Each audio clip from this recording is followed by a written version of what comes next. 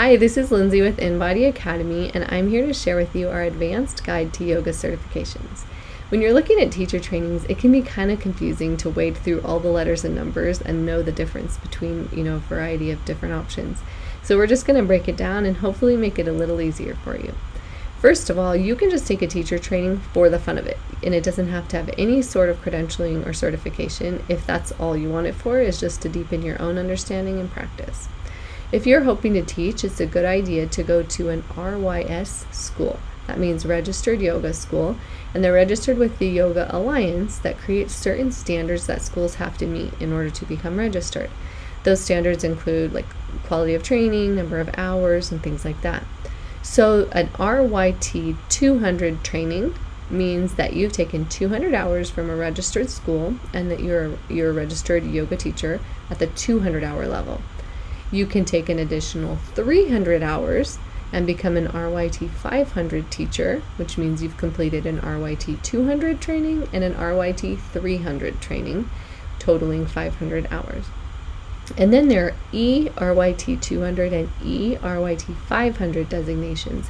And that just means you've taught for an awful lot of time after you finished your certification. They've logged at least 2,000 teaching hours or 4 years of teaching after completing the training. And then finally, we have the IAYT Yoga Therapy certification, which is currently the gold standard when it comes to yoga professionals.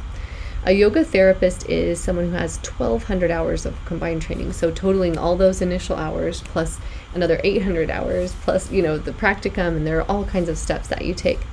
And so you can begin a yoga therapy training program after you complete the 200 hour, and then you do your L1 and then your L2 and then whatever the practicum requirements are. You definitely want a program that has been accredited by the IAYT, which has a pretty stringent set of requirements for schools.